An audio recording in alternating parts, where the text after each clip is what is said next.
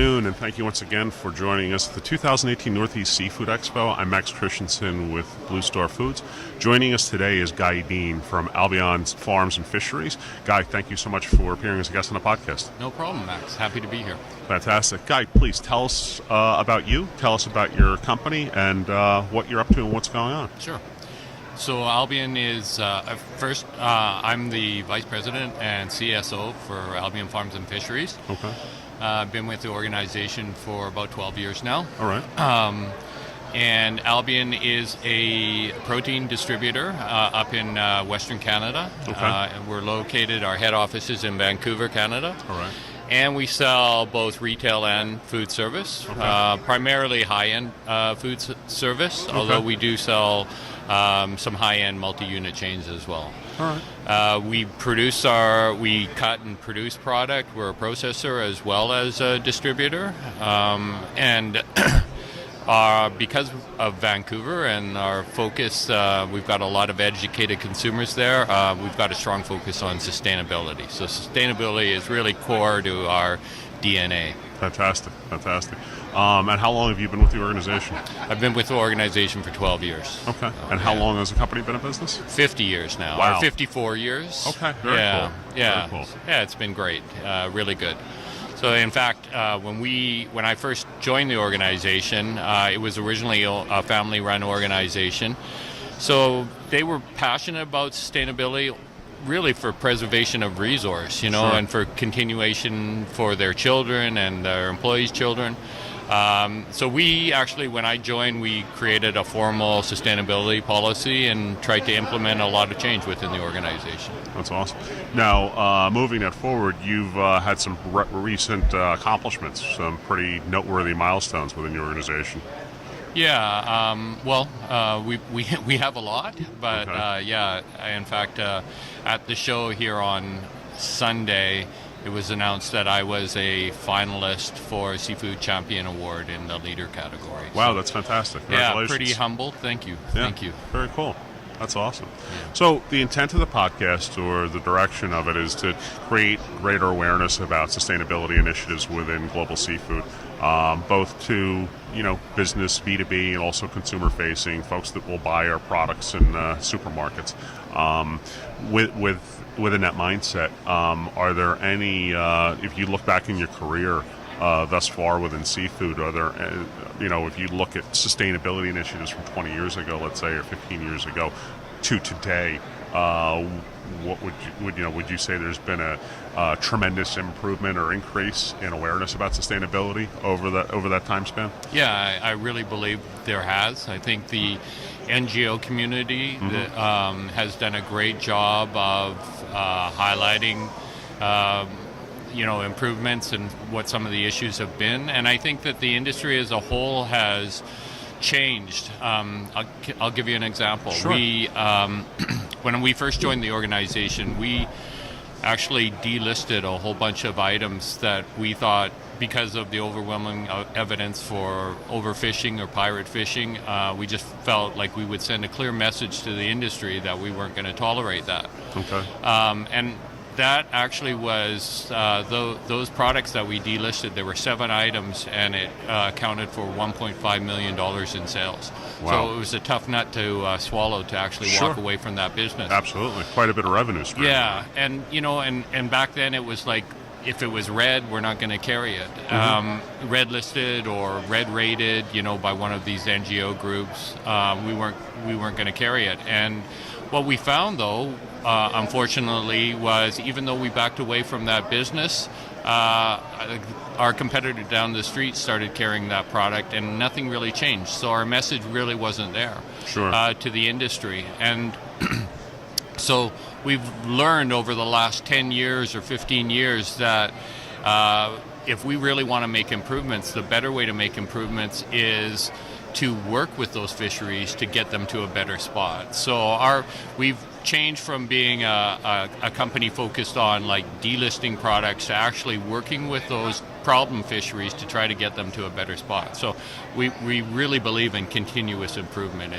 It's really where we believe we should be going moving forward. That's fantastic. I mean, those are some really great accomplishments, and clearly as a company, you kind of took the hit as far as the loss of revenue, putting yourself in better compliance and doing the right thing, so to speak. But now it's paying off for you. Yes, it is.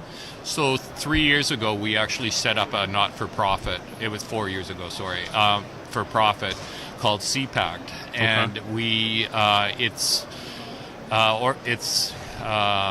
there are 10 members, other seafood companies from all over North America, and we pool funds and resources together, and we invest in fishery improvement projects and Fantastic. aquaculture improvement projects and research projects all over the world. That's fantastic. Yeah, And as I'm sure you know, Blue Star Foods has been both founder, co-founder, or willing participant of several fishery improvement projects globally.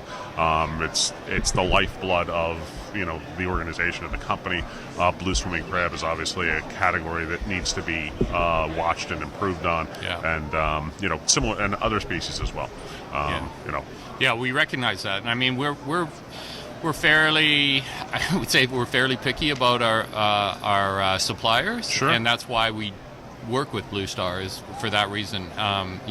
They're really leaders in their field, and all the fishery improvement projects they're involved in and trying to make change in Indonesia and other countries. It's Absolutely. important. Now, you talked about forming an organization, the results of that organization. Do you feel, this is more of a broad-based question, going out to the vendor community or enterprise community within Global Seafood, do you feel that the industry, and this has come up from several other guests, question that's been asked to several other guests, do you feel that further collaboration amongst the players in Global Seafood, both in the U.S. and globally, worldwide, that further collaboration can affect better change faster and more fluidly within sustainable best practices, responsible best practices, traceability, etc.? Yeah, what we found was both government and some of these NGO communities don't work at the pace of business. Okay. And it's better if we can all work together, collaborate, and hopefully with industry and business involvement, we can push things forward faster than we have before. Sure. We really think that collaboration, pre-competitive collaboration, is really key and core to how we're going to achieve positive results moving forward. Mm-hmm. It's kind of become the buzzword, collaboration, and you Sure. hear it a lot over the last couple of years. But we're finding it more and more. There's more and more groups that are starting up that are focused on traceability and other components, that everywhere you get your room together with a whole bunch of industry members that normally wouldn't have been together before. And Right. I think we're seeing results from that. That's fantastic. Yeah, it's collaboration. The general vibe from the other guests that have appeared on the podcast over the past 2 days, 3 days, has been the same. The same mindset that collaboration can move improvements further.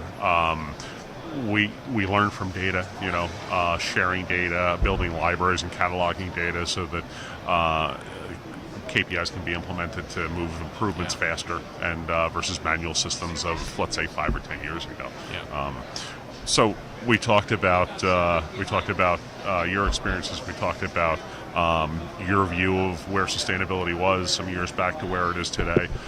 If you look at where the industry is today, and you would look to see where the industry will be in 10 years from now, what would you think what would your aspiration or dream for the industry be, as from an improvement or sustainability improvement or best practices improvement? Is there anything that sticks out in your mind, or that you've seen that you'd like to see happen?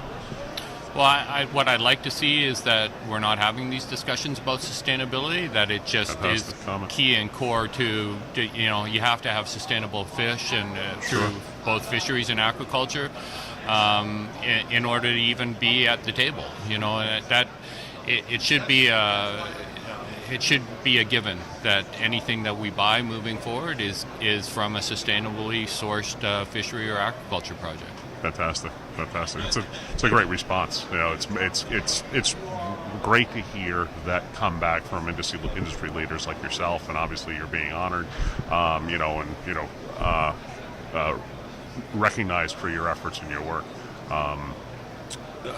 which just moves everything forward and creates better awareness. Right. We look at the seafood economy. We look at how you do your company does transacts business both in retail and food service. Do you feel, when your customer base, talking about your business, 50-50 between both, do you feel that there's a better acknowledgement of sustainability need and responsibility, best practices implemented from your consumers, from your customers that are buying products both on a food service side and a retail side? Yeah, I mean, that's one of the, I don't know if it's a luxury, it's one of the great things about being in Vancouver is we do have educated consumers that are asking for sustainability. It's been the hub of, it's where David Suzuki started, it's where Greenpeace started, it's where the Ocean Wise program for the Vancouver Aquarium started. So there's always been a strong interest from the general community and general consumers about sustainability and offering sustainable products. And so that's really what drove us to be a leader. So our customers are asking for it. They're just assuming that it should be sustainable. Sure, absolutely. Being as the millennial generation represents a 76 million population base in the United States, and it's tremendous globally as well. So millennials are very centric on sustainability, responsibility, best practices, where their product comes from. Was it processed in best practices properly? Is it safe to eat? Is that a good representation of your, or millennials a decent representation of who's buying your products or who's knowledgeable about sustainability in your experience? Yeah. Well, I would say that we have a higher predominance of people passionate about sustainability, and not just millennials. We're seeing it in all age groups. Fantastic. And certainly some of the older age groups, it's because of their grandchildren that are coming on stream as well. So people are caring about, they're caring about how they leave the earth moving forward, and how we treat our oceans and river systems moving forward. So I think it's been, we're lucky. We really are, because people in our neck of the woods are really passionate about sustainability. So it makes it easy to share that same passion that we have. Sure. Is there any one species that sticks out in your mind that you'd like to see a better improvement on within sustainability and best practices and traceability? Yeah, certainly crab. Sure. Is a big one. I mean, we've been trying to tackle that nut for quite some time, but I think with now with having real credible fishery improvement projects that have real timelines and holding people accountable, I think we're going to see improvements come a lot faster than we've seen before. Sure, absolutely. And within Faster, we talked about collaboration. We talked about where the industry was, where it's going, where you'd like to see it go. Is there any significant occurrence of recent or past that you'd like to share in a podcast that you feel is impactful or relevant, that there's good value in for the consumers out there, and maybe some B2B folks as well? Well, I would say on my radar, the biggest thing that I'm concerned about is plastics in our ocean. Wow. Okay. And I would say that next to climate change, it's probably going to be one of our biggest issues that we're going to have to contend with moving forward. Yeah. And that's not just about plastics from single-use plastic, but also microplastics that are there, because they essentially, until we can create bioplastics, they're always going to be in the environment. We'll never be able to get rid of them. Sure. There are a couple of startups that have emerged over the past couple of years that are actually for profit, but they still have a pretty good message where they actually go out into the oceans and are doing cleanups. Yes. And they've gotten a little bit of scrutiny, I think, from some of the nonprofit agencies. But again, it's collaboration, and they kind of they started doing it and they're effective. There's still, I guess, if you pull 1 pound of trash out of the ocean, it's better than not pulling 1 pound. 1 pound today is better than no pounds yesterday. Correct. And that's the Correct. mindset. But again, to our previous points and topics, collaboration, much needed, and we can learn from one another and move things forward faster.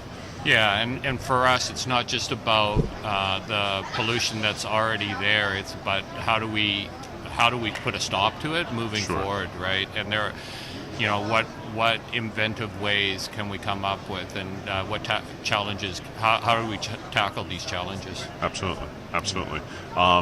Anything else you'd like to add before we close or conclude the podcast? Not offhand, no. Thank you. Very But good. thank you very much for having me. Guy, you've been a great guest. Thank you so much for appearing. It's been wonderful speaking to you. Learned a lot from you.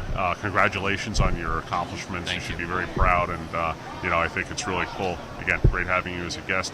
Guy Dean, Max Christensen, thank you again for joining us. Thank you.